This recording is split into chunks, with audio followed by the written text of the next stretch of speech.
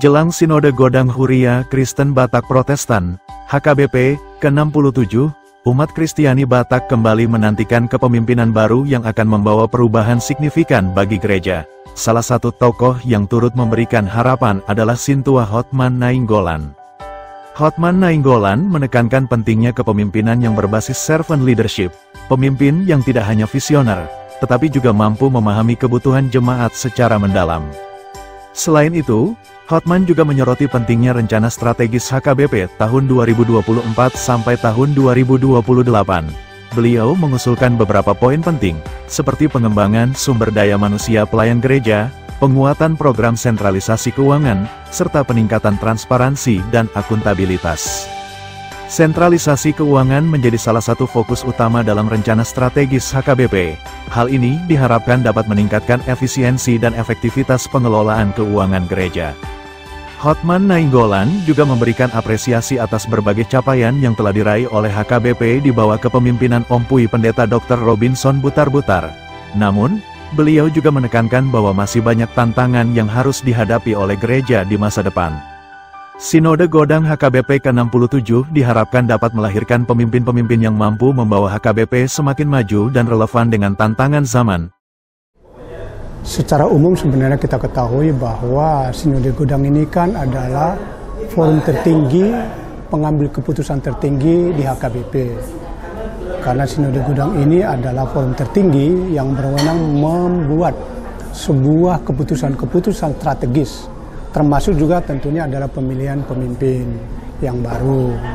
Sehingga kita berharap sih bahwa pemimpin yang akan terpilih di periode yang akan datang itu adalah pemimpin yang benar-benar mengimplementasikan pemimpin yang melayani. Nah, sebenarnya kan kalau kita lihat selama ini bahwa dasar Alkitabiahnya sudah jelas. Di Matius 20 ayat 28 sudah jelas bahwa Yesus datang itu bukan untuk dilayani tapi untuk melayani. Nah itu sebenarnya pemimpin daripada gerejawi termasuk HKBP.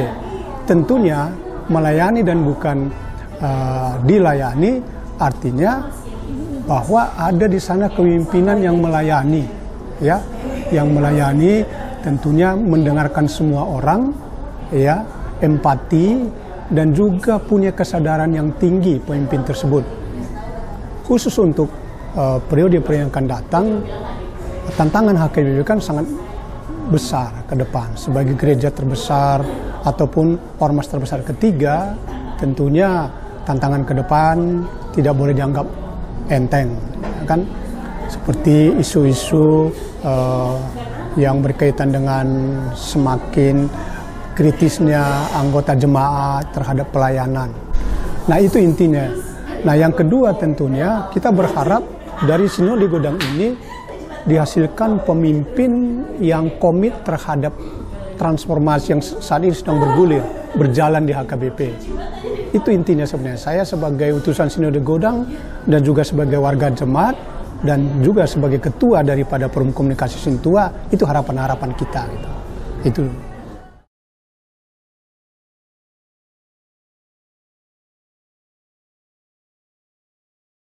Jadi Renstra ke depan sebenarnya isu-isu prioritas yang menurut kami itu, menurut saya itu, yang pertama adalah soal SDM pelayan, ya. SDM pelayan artinya bagaimana pengembangan pelayan di HKBP itu bisa berjalan dengan baik. Tidak ada salahnya kita mengikuti korporasi-korporasi yang maju, ya, dimulai dari penyusunan KPI mereka. Jadi setiap pelayan itu harus ada KPI-nya. Yang kedua ada jelas career path-nya. Nah dalam diskusi dengan teman-teman mengatakan career path nggak perlu karena pendeta, menurut saya perlu agar orang bisa naik dari pendeta fungsional, bisa naik jadi uluan pendeta di Huria, naik jadi pendeta resol, naik jadi preses, menjadi pimpinan. Itu kan harus di awal sudah harus di career path-nya harus dibuat. Apa-apa saja kriterianya. Kalau sekarang kan kriterianya yang kita lihat itu hanya masa tahbisan 15 tahun bisa jadi preses, ya kan? Padahal semestinya harus dilihat masa tabisan 15 tahunnya apa saja yang sudah dilakukannya, ya kan? Jabatan apa saja sudah dilaluinya. Tidak boleh dipungkiri pengalaman di lapangan itu akan membuat orang itu, pelayan itu semakin matang, kan gitu, semakin matang di dalam pelayanannya, di dalam mengorganisasikan, menghadapi jemaat, cara berkhotbahnya, dia akan semakin matang.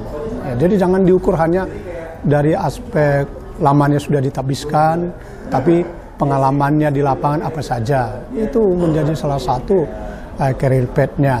Yang kedua tadi, merit system tadi. Siapa yang betul-betul berhasil dengan KPI ya harus diprioritaskan. Ya, menjadi pareses, menjadi pendeta resort, bahkan menjadi pimpinan HKBP, ya kan? Nah itu sebenarnya yang harus masuk. Nah yang kedua tentunya bahwa dengan adanya sentralisasi keuangan sekarang, ya, itu juga harus menjadi bagian Renstra, ya, bagian Renstra ke depan. Artinya harus lebih diperkuat sentralisasi keuangan ini. Ya. Caranya yang pertama tentunya memberikan pemahaman kepada seluruh jemaat. Sekarang kan isu-isu kritik yang sering muncul, kenapa 55-45 kan itu yang sering muncul ini. Ya, 45, kok banyak banget ke pusat 55, tinggal di Huria 45. Padahal mereka jemaat itu mungkin banyak yang tidak clear, tidak jelas bahwa 55 itu untuk apa saja, ya kan? 45 itu sebenarnya hanya dari pelean, ya, hanya dari persembahan. Kalau dari misalnya ada pembangunan, ada pesta, itu kan murni untuk gereja. Nah itu mereka tentunya bisa melakukan hal-hal yang sifatnya kreativitas untuk menghasilkan dana untuk program di gereja di luar daripada persembahan. Maka dibutuhkan pemimpin gereja itu, baik itu pendeta resort maupun pendeta-pendeta di Huria, melakukan suatu kreativitas untuk menghasilkan suatu pendanaan. Ya. Kita banyak yang sudah kita lihat contoh-contoh yang dilakukan oleh pemimpin Opung Eporus, ya, tanpa melalui persembahan banyak kreativitas yang dimunculkan yang bisa menyelesaikan beberapa program. Itu intinya sebenarnya. Jadi menurut saya dua hal ini, pertama SDM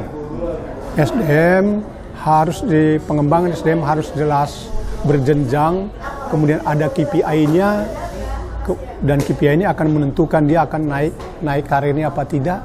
Paling tidak dia akan harus memenuhi syarat. Soal dia nanti apakah dia jadi pareses atau jadi naik, itu soal pilihan di sinode. Tetapi syaratnya dia harus ada, ya, prestasinya. Kalau sekarang kan belum ada. Itu saja mungkin untuk Renstra kita ke depan.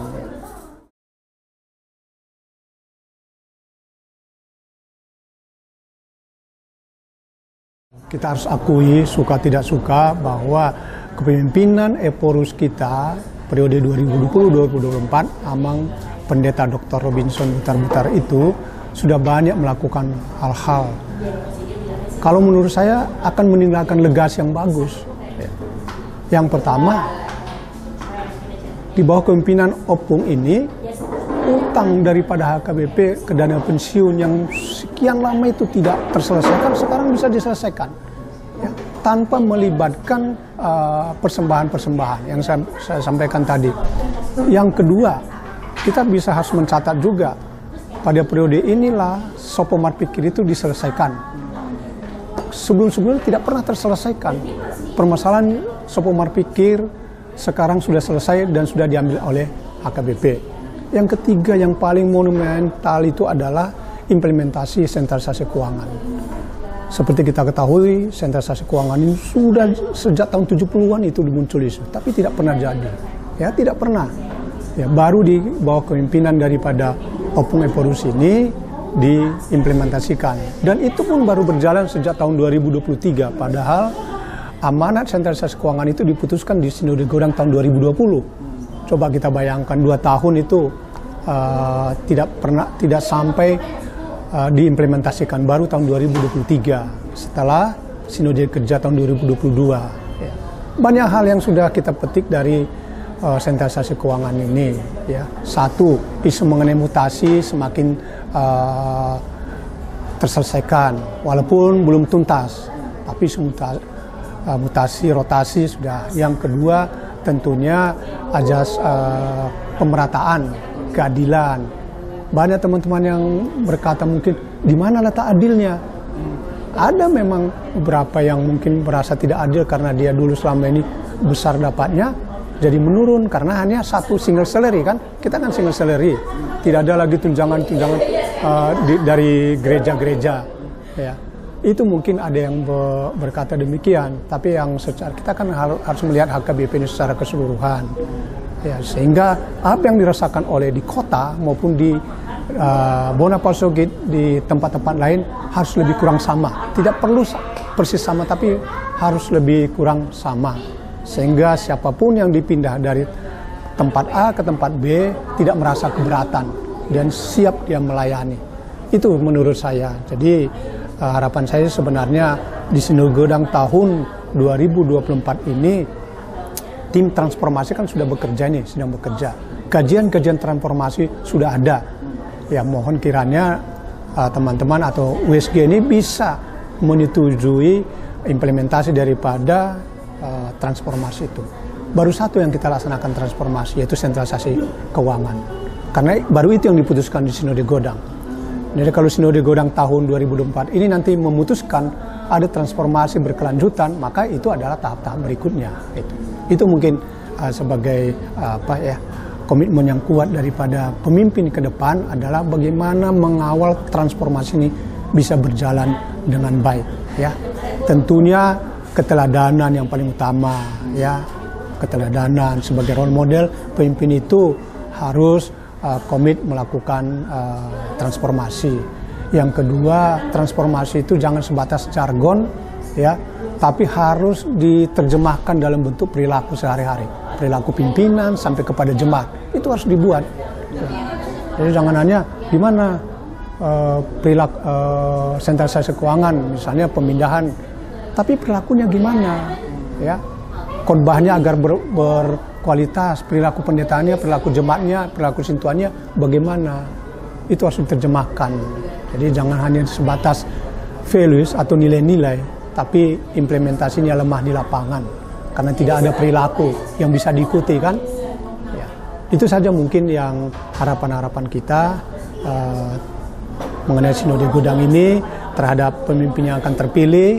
Yang kemudian yang kedua, renstra kita itu saya hanya fokus kepada yang disampaikan tadi mengenai pemberdayaan pelayan, ya, pengembangan pelayan. Ya. Mereka harus dikursuskan dong.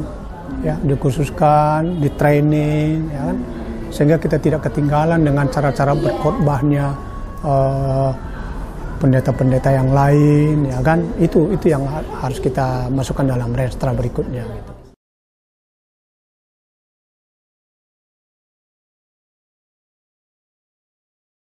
Jadi sedang digodok sekarang. Sekarang ada tim transformasi. Tim transformasi ini sedang menggodok ada beberapa program. Satu yang sudah kita jalankan, tapi kan harus memutuskan, sudah diputuskan di Sinode Godang adalah sentralisasi keuangan. Nanti akan ada evaluasi terhadap pelayanan sama KPI pelayan. Itu kan belum diputuskan di Sinode Godang, tapi sudah masuk di dalam tim transformasi, kajian tim transformasi mungkin akan mengkaji hal seperti itu.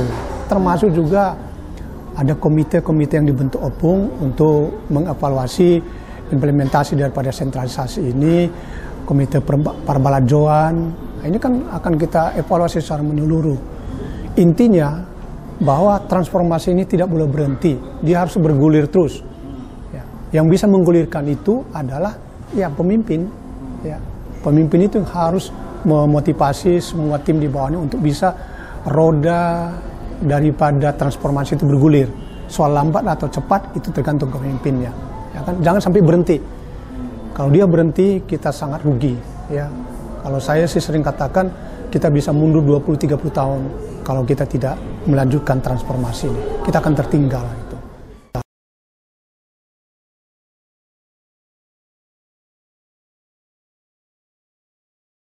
Sudah banyak sentralisasi.